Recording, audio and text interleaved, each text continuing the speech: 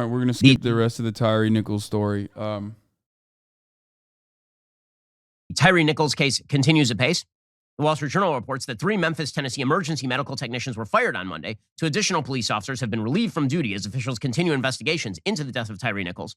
The 3 EMTs were let go after an internal investigation into their actions at the scene of Nichols' January 7th encounter with police following a traffic stop, according to the Memphis Fire Department. The review showed they failed to conduct an adequate patient assessment of Mr. Nichols. The Memphis Police Department said that Officer Preston Hemphill and a second unnamed officer were relieved from duty. The 2 officers' actions and inaction continue to be the subject of an internal investigation. Police said that Hemphill and the unnamed officer were relieved from duty at the beginning of the investigation. The people who have now been... I'm just going to give you a trigger warning. It's the first day of Black History Month, and you know Ben Shapiro knows that, okay? He's going to get probably extra racist with it, more racist than he usually is, which is impressive because he's always so fucking racist. So you know my man is going to go extra hard today, okay?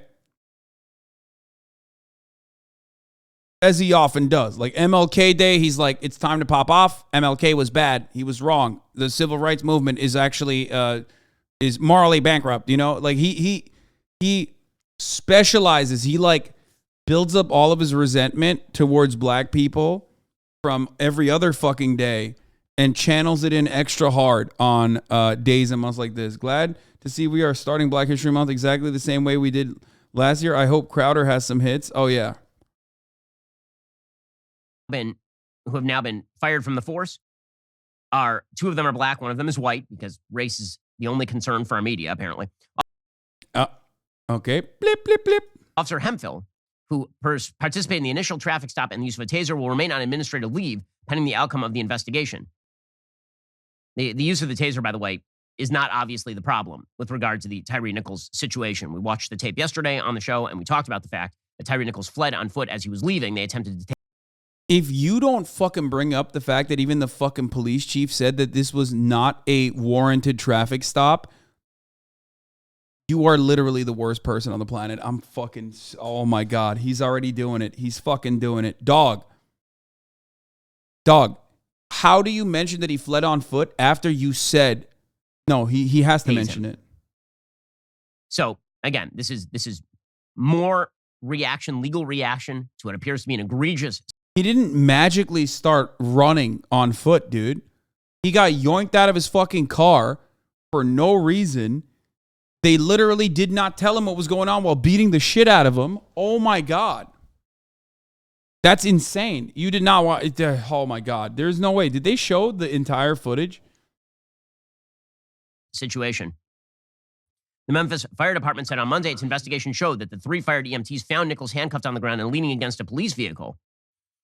Apparently, the department said that they violated numerous MFD protocols and policies.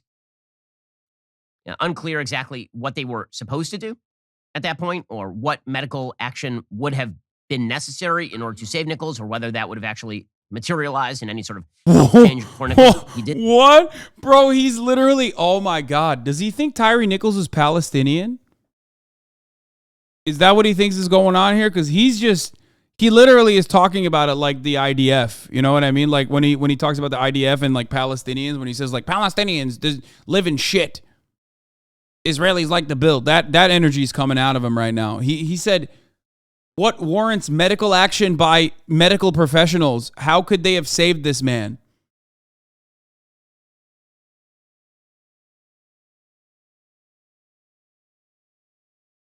That's crazy. Did die at the hospital of internal injuries, is my understanding. In any case, the media continue on their dual narratives of 1, the police are bad, and 2, this is all about race. So Sarah Haynes, the View is just a repository of all the lowest IQ humans on the planet, apparently. So Sarah Haynes said that we can talk about racism because the race of the officers does not matter. All the officers in this particular case, of course, were black. It is only the race of the victim that matters. Oh, God. I wonder if it gets hard sometimes to be a conservative where you like routinely have to avoid looking at all of the fucking facts of a situation where like everyone is basically saying the same thing in unison, which is that like, and they're correctly saying this, by the way, which is that the police as an institution is acting out in a white supremacist way. Therefore, it doesn't fucking matter if a cop is black or not because black cops are brutal. historically and in contemporary society. They have always been brutal, okay? They're just as brutal, if not sometimes more brutal, according to James Baldwin, than white cops. That doesn't mean that they're more brutal in general, but it doesn't matter. They're cops, okay? They're cops. This is never about the individual. This is not about the individual. This is about a systemic problem. This is about what the police are designed to do. But of course, they never, ever, ever, ever want to fucking talk about that. They don't want to undermine that point. They don't even want to discuss it. They just immediately rush to, oh, everyone is talking about how these cops are black and it doesn't matter. Yeah, I wonder why it doesn't matter. Well, let's not talk about it.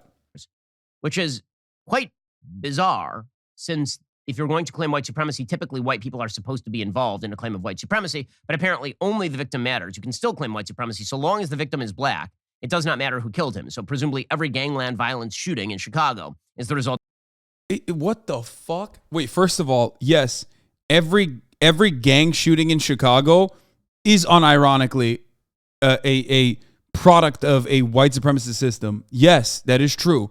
Unless you believe the inverse of that, which is that like black people are just unhinged and unruly and genetically predisposed to violence, which Ben Shapiro does believe, by the way. He does literally believe that. He just can't say it, because if he said it, then he would not be considered an intellectual. Everyone would understand him for the racist that he is. So he can't cross that line. Steven Crowder often crosses that line because he recognizes that his audience is really fucking stupid, and sometimes you got to really hammer in that point. But that's it. Ben won't cross that line, obviously. But that's it. What do you mean? Well, why is gang violence a permanent fixture? I wonder. Why? Which, by the way, like, as far as violence goes, it's not like Chicago is the most violent fucking city or Illinois is the most violent state. You know what I mean? There are plenty of more violent red states out there as well. Now, of course, you have to understand that violence is caused by material conditions. This has been something that is studied and been talked about since ancient fucking Greece. Okay? Holy shit. Ancient Greeks were fucking talking about like, oh, well, you know, it does seem like socioeconomic conditions contribute to violence greatly. But Ben still in 2023 is like, that's not true. That doesn't happen. It's actually because every individual is bad. They're just boo-boo people. They're bad. They're mean. They're meanie bobinis. That's why they're doing it. And of course, somehow it's always black people that are being mean and bad and aggressive.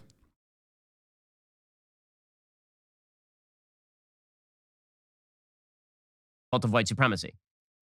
This is one of these broad arguments that is beautiful for the left because it involves no actual outcome. You don't actually have to achieve a policy solution. You just blame white supremacy out there in the ether for all the bad problems on the ground. And then all of your policy prescriptions magically amount to radical leftist diversity, equity, and inclusion nonsense. Here is Sarah Haynes saying something very silly. So silly. Dude, you're a villain, dude. Like, conservative propaganda has basically turned into like being like a villain in a child textbook. You know what I mean? Like in a fucking La Fontaine story, you're the villain, you know? Like, imagine advocating for sharing and equity. What a laughable notion. I hate equity. It's like, what the fuck? Why do we never like stop to be like, dude, what are you saying? Like, that seems insane to say. Why don't you feel uncomfortable just openly stating that you're a bad person? You are the villain in every story. Part of police reform over the years were all these cameras, dash cameras, body cameras.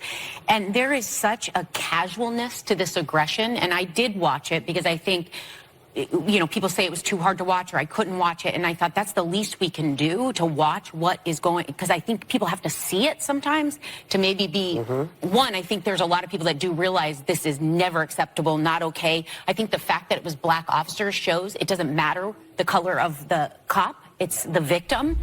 It's the victim. It's the victim.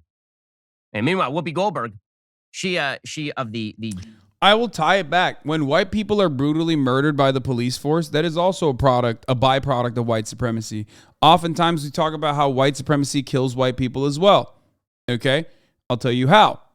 Because police are capital enforcers for capital, and because one of the biggest byproducts of that enforcement of the divisive politics that you need to engage in is the white supremacist justification for why you need incredible amounts of policing to begin with, that causes cops to be trained as an occupying force. And even when you're in a poor white neighborhood, because of all the justifications that you've gotten from prior white supremacist constructs of like, police have to be enforcers, police have to fucking kill people, police are always in the right when they kill people, that you end up also behaving that way against poor white people especially. You do. You do. And then you kill white people too, like Daniel Shaver in Arizona. Why is Twitch showing me a 27-month subscriber ads? First of all, I didn't even run the middle of the hour ad break, which I'm running now. But secondly, you're not currently subscribed. So I'm just letting you know.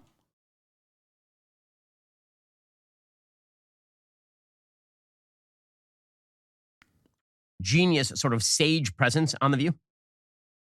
She's like, I'm not saying that maybe white people need to get beaten up for police reform to happen, but maybe white people need to get beaten up for police reform to happen.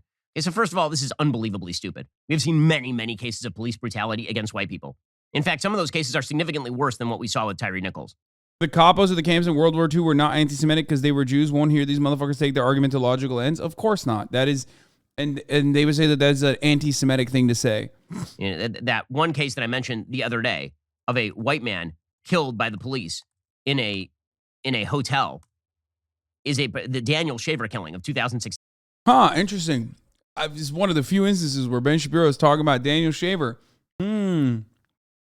Well, I didn't even know he was going to talk about it, but because it's always on the top of my fucking mind as a particularly brutal instance of police brutality and police violence, I can maybe explain it a little bit further, even though I just predicted that he was going to fucking say it, I guess, and openly mentioned it.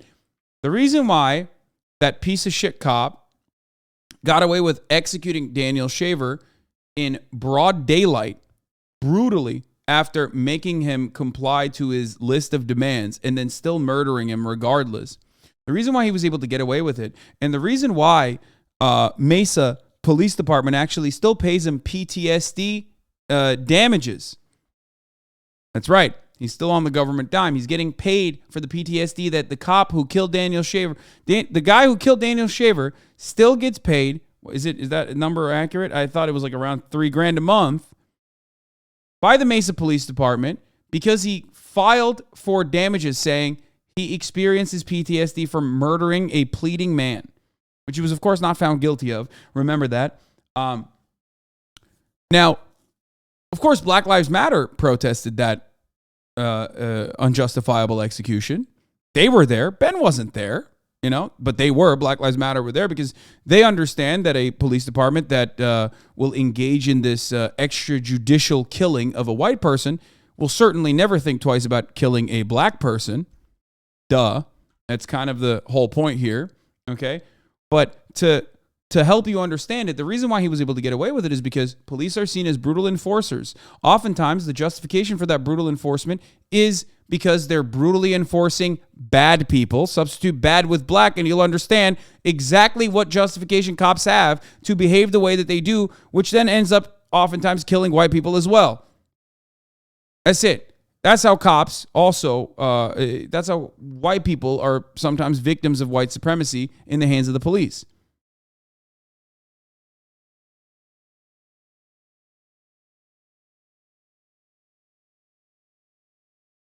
There are many other ways, of course, that white supremacy harms white people as well.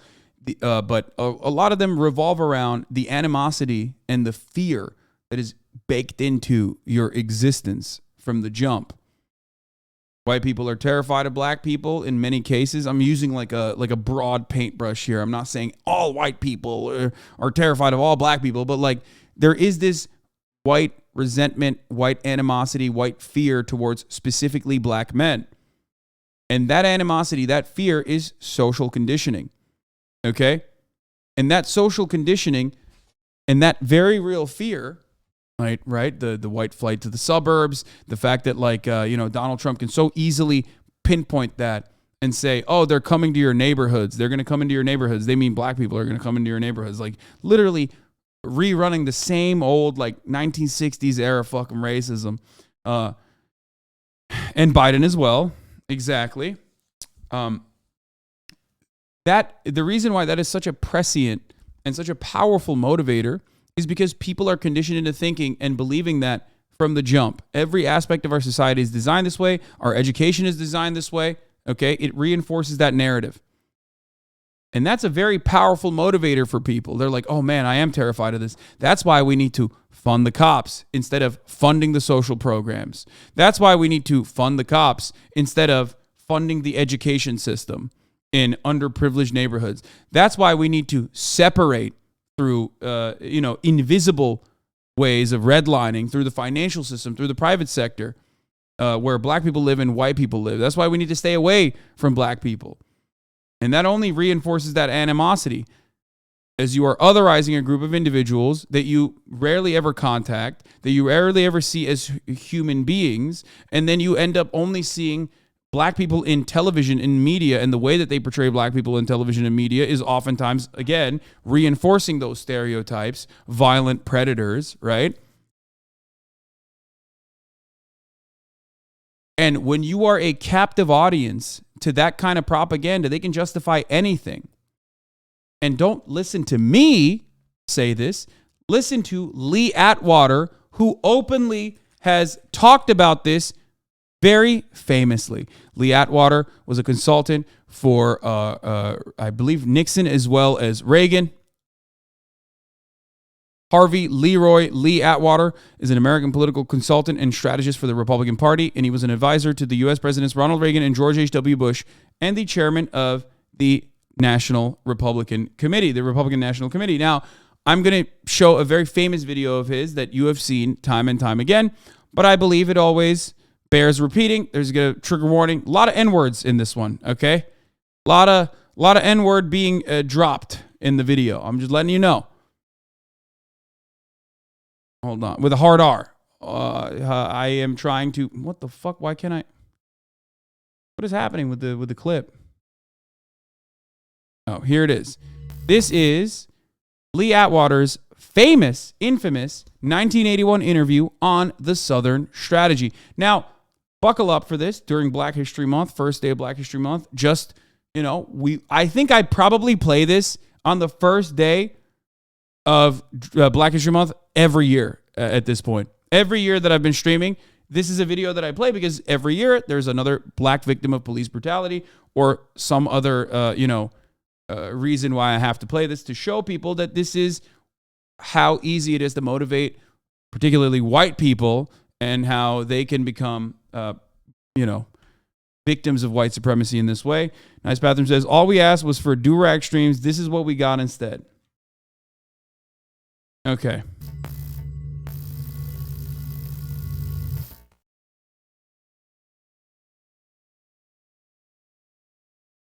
This is in the 1981, the legendary brutal campaign consultant Lee Atwater was working in Ronald Reagan's White House when he was interviewed by Alexander Lemis.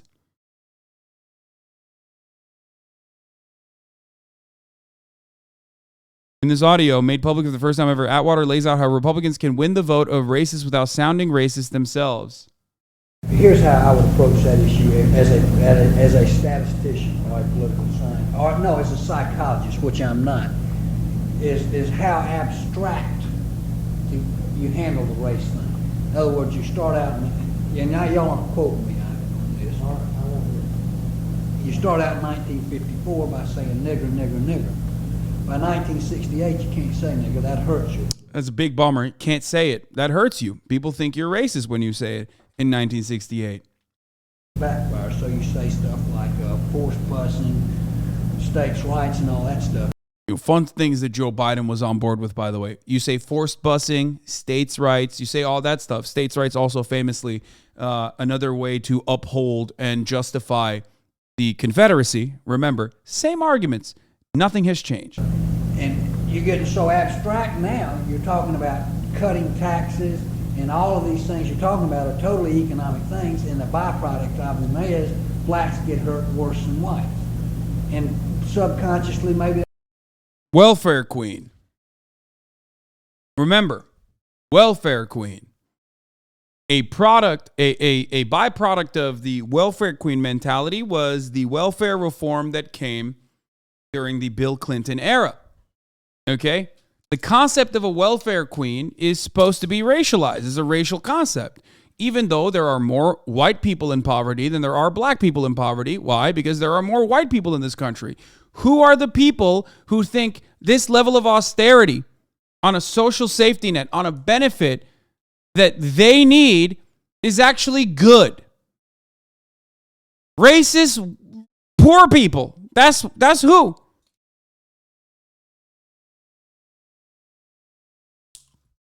That is how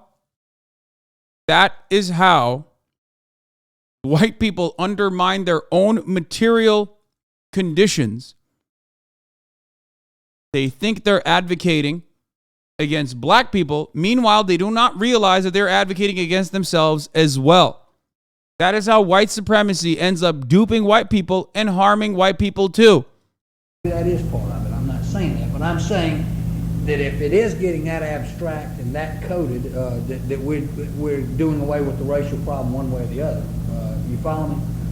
Because obviously sitting around saying we want to cut taxes, we want to cut this, and we want is much more abstract than even the busing thing, and a hell of a lot more abstract than nigger, you know. So Also, I mean, there's another one. If you can convince the lowest white man he's better than the best colored man, he won't notice you're picking his pocket. Hell, give him something to look down on, and he'll empty his pockets for you. Famous L. Big Dick J quote as well. There are so many instances of this where people just like openly fucking mention it. Yes, LBJ did have a gigantic penis. Anyway, that's unrelated to the conversation. Okay. So here's the thing. Here's the thing. This is like very openly discussed. You won't see it in history books. You won't see it in your textbooks. And as a matter of fact, Republicans now deny this. They deny that the Southern strategy ever happened. As the chatter correctly pointed out, they apologize for it. There was a time when the Republicans were trying to clean up their image and say we're a reform party. We're not like the old school Republicans, where they openly fucking apologize for it. Hold on, let me see. That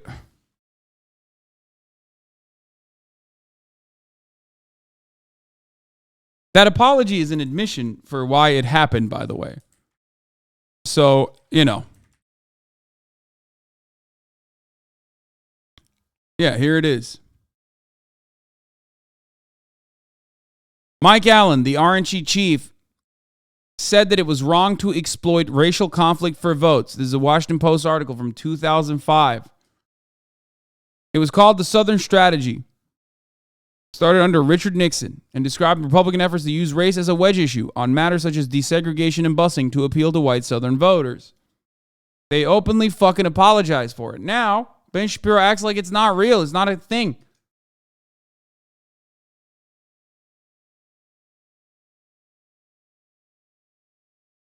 This is CRT, ladies and gentlemen. I'm giving you CRT, okay?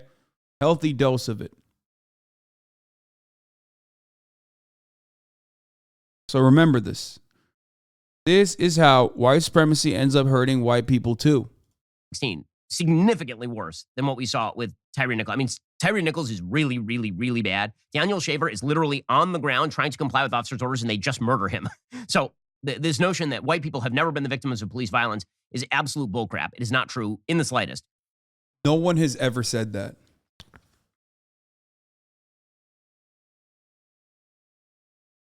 That, my friends, is a straw man. That is known as a straw man. That's what Ben Shapiro is saying. No one has said this, so I'm just going to make up a guy. The lady that is criticizing did not say this. No one is saying this. Just Ben saying it. But here's what... This is the same exact thing that Republicans do all the fucking time. They can't find someone who's going to cheat and like become fake trans to like win a competition. So what do? They become that person. They literally do this. They're like, well, what if someone what if someone was fake trans specifically so they could win an athletic competition? I'm like, okay, there's no example of this. So then they do it. And it's like, bro, what the fuck? But you're faking it. Why the fuck did you decide to do it on your own? Because you couldn't find someone. That's it. It's always like this. It's always like this, dude. Whoopi Goldberg, because, again, everything for Whoopi, just a reminder, Whoopi Goldberg believes that everything in life is racist except Hitler.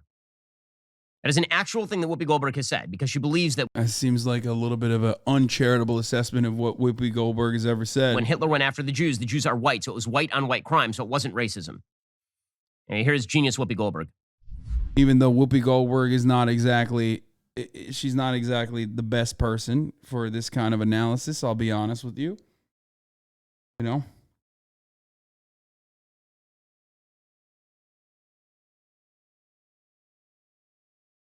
When will the brutality finally lead to some police reform from the ground up? Because clearly, it doesn't matter if it's a white policeman or a black policeman. It is a... She says something along those lines. I remember I covered it. It was a bad take. It was a really bad take.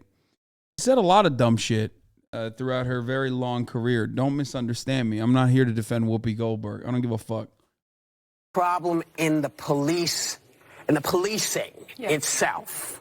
You know, seems things don't seem to make sense to people unless it's... Yeah, Ted Danson was dating Whoopi Goldberg, and for like her birthday, he did stand up in blackface. I do remember that. somebody they can feel or they can recognize. But how many times do we need to see white people also get beaten before anybody will do anything? Again, white people get beaten pretty regularly by the cops. I mean, the rate of white people being shot by the officers unarmed, the number of white people shot by officers unarmed is significantly higher than the number of black people shot by officers unarmed every... I wonder why. Wait, hold on. I wonder why. Wait a minute. Wait, you think it's... First of all, what is this argument? Okay. Let's analyze this for a second. So is that okay? Does that make the point valid all of a sudden? Like, oh yeah, it's okay when white people get shot by cops. But secondly, there's this weird thing called, I guess, statistics or you know, the likelihood of this thing happening to the black demographic versus the white demographic. You know, there are more white people in the country than there are black people, Ben. So I wonder what the rate is in comparison to the totality. Let me run that back. It almost feels like he slips up accidentally. It will do anything? Again, white people get beaten pretty regularly by the cops. I mean, the rate of white... Oh, wait, the rate. Wait. Hold on.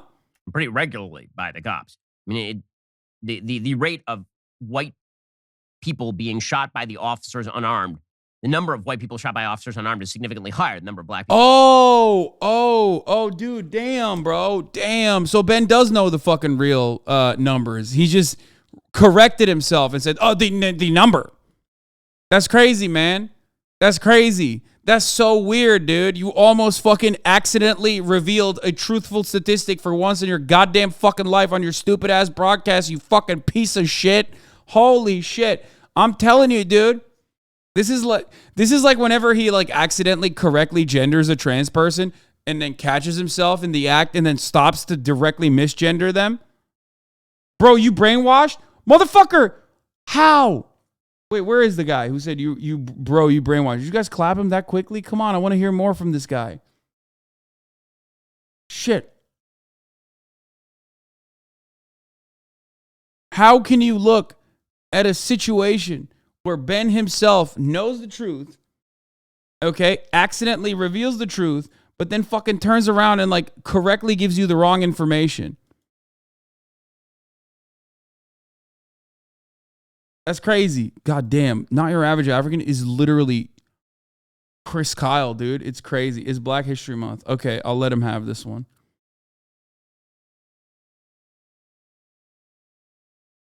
Go ahead. Fine.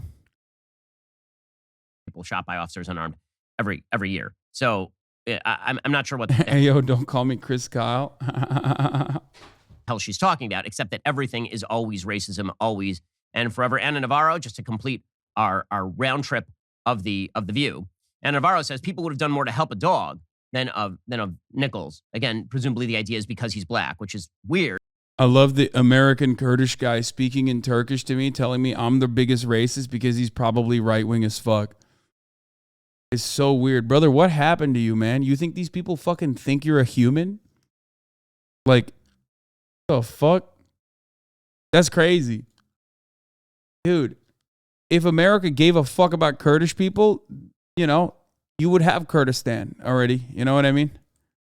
You would have your own American-backed puppet state. They don't even care enough to build that for you. You know what I mean? They just use you as a weapon whenever they want to in the Middle East. That's crazy. Kurds back in America and Kurds back in Israel is never not going to be funny. It's like, good luck. Good luck with that. Since two of the EMTs who have been fired are black. The people that came to treat him and didn't treat him, the level of inhumanity in watching this play out, and some of these were reforms. That's the part that leaves me people feeling would have done more to help a dog out than they did to help Tyre Nichols out, and that is inhumanity. I mean, what I always like about these tapes is we all agree that what we saw was truly egregious, but the more you shout about it on TV, the more credit you get. That seems to be the rule. Again, we can all be... Yeah, it's like, why are you getting mad? Okay, we got it. We got the point. Yeah, it was bad. Come on. Why are you getting extra mad? It's like he's more mad at the people that are fucking saying that this was insanely fucked up than he is at the act itself. That's crazy. Like, just for one moment, like, even remember, it's because it's... Listen. Remember, Black History Month. Ben can't, in under any circumstance, hand it to the opposition, okay? Main ops for Ben, black people. It's Black History Month. He's going to have to be as racist as possible. He's like, you know. He has to. He has to do it to him. I'll be outraged, and these people are going to jail. They're all being prosecuted. The kind of virtue signaling that you see on TV with all these people shedding what I imagine are TV tears is rather egregious. What if you spent too much money on your taxes and you can get some of that money back? Oh my God, that fucking insane. Dude, you guys think my segues at the top of the hour are bad? He doesn't even fucking try, dude. At the top of the hour, when I serve you a 3-minute ad break, which, by the way, look down at your fucking computer clock and recognize that it is the top of the hour, so a 3-minute ad break is coming. But at the top of the hour, when I serve you a segue, at least I do it with dignity, okay? I do it with a dishonest, but somehow honest dishonesty, okay? That's right. When I serve you the top of the hour ad break, I at least put a little oomph in it. I catch you off guard. I lull you in with a sense of safety, and then I hit the top of the hour ad break. And I tell you, listen, you no longer want to see those fucking ads. All you need to do is subscribe, baby. You can do that for $5. You can do that for free. You can do that by getting gifted a sub. NP Sharky and Vardaz Giallo, thank you for the 5 get the subs, allowing 10 people to no longer see the ads. Okay?